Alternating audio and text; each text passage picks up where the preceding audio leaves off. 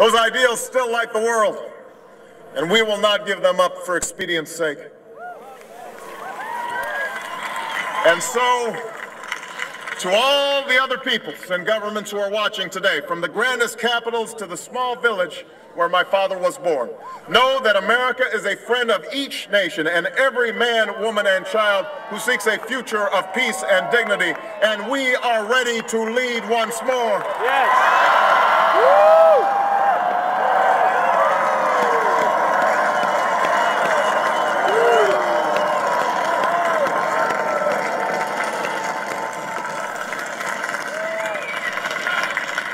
Recall that earlier generations faced down fascism and communism, not just with missiles and tanks, but with the sturdy alliances and enduring convictions.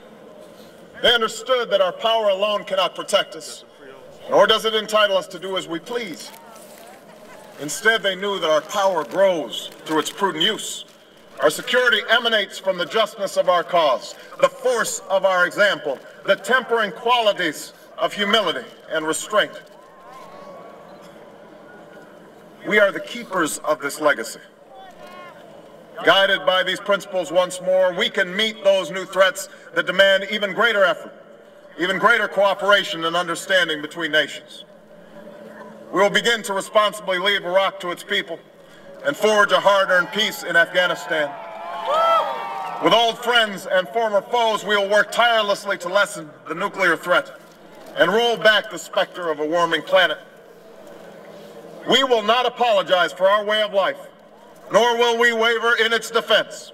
And for those who seek to advance their aims by inducing terror and slaughtering innocents, we say to you now that our spirit is stronger and cannot be broken. You cannot outlast us, and we will defeat you. That's right. Woo!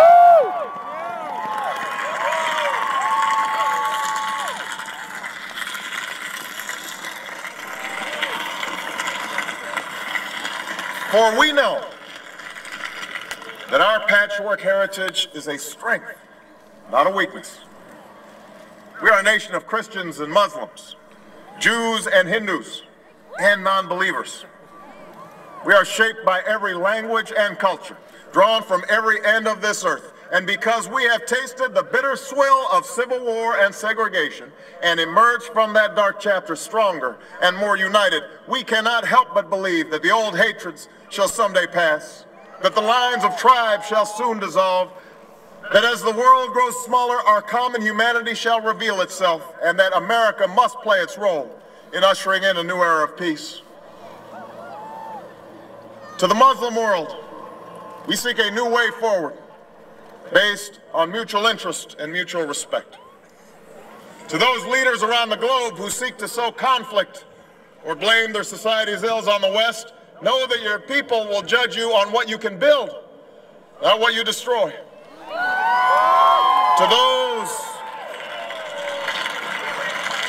those who cling to power through corruption and deceit and the silencing of dissent, know that you are on the wrong side of history, but that we will extend a hand if you are willing to unclench your fist. Wow. To the people of poor nations, we pledge to work alongside you to make your farms flourish and let clean waters flow, to nourish starved bodies and feed hungry minds. And to those nations like ours that enjoy relative plenty, we say we can no longer afford indifference to the suffering outside our borders, nor can we consume the world's resources without regard to effect. For the world has changed, and we must change with it.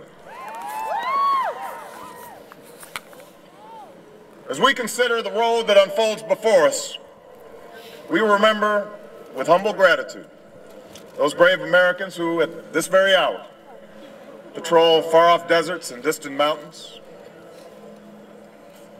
They have something to tell us, just as the fallen heroes who lie in Arlington whisper through the ages. We honor them not only because they are the guardians of our liberty, but because they embody the spirit of service, a willingness to find meaning in something greater than themselves. And yet, at this moment, a moment that will define a generation, It is precisely this spirit that must inhabit us all. For as much as government can do and must do, it is ultimately the faith and determination of the American people upon which this nation relies. It is the kindness to take in a stranger when the levees break, the selflessness of workers who would rather cut their hours than see a friend lose their job, which sees us through our darkest hours.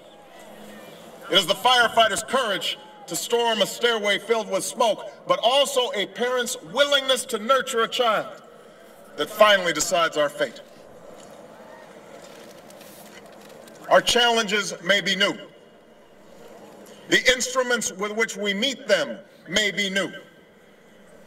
But those values upon which our success depends, honesty and hard work, courage and fair play, tolerance and curiosity, loyalty and patriotism, these things are old.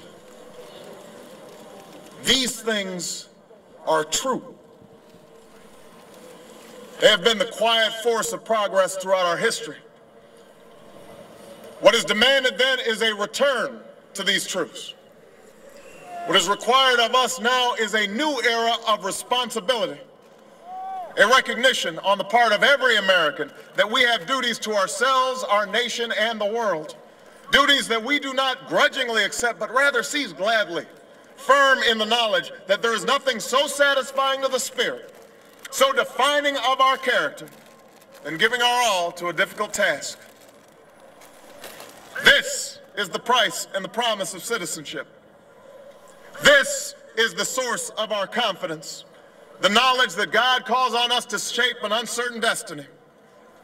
This is the meaning of our liberty and our creed, why men and women and children of every race and every faith can join in celebration across this magnificent mall.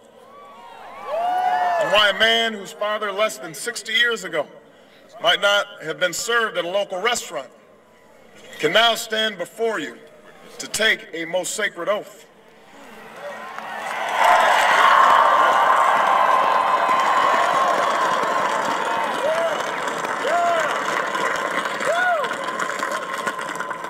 So let us mark this day with remembrance of who we are and how far we have traveled. In the year of America's birth, in the coldest of months, a small band of patriots huddled by dying campfires on the shores of an icy river. The capital was abandoned. The enemy was advancing. The snow was stained with blood.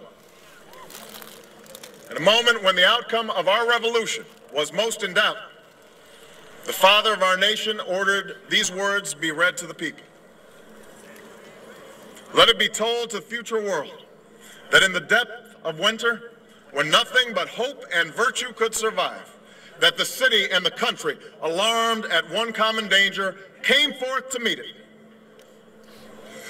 America, in the face of our common dangers, in this winter of our hardship, let us remember these timeless words. With hope and virtue, let us brave once more the icy currents and endure what storms may come. Let it be said by our children's children that when we were tested, we refused to let this journey end, that we did not turn back nor did we falter. And with eyes fixed on the horizon and God's grace upon us, we carried forth that great gift of freedom and delivered it safely to future generations. Thank you. God bless you. And God bless the United States of America.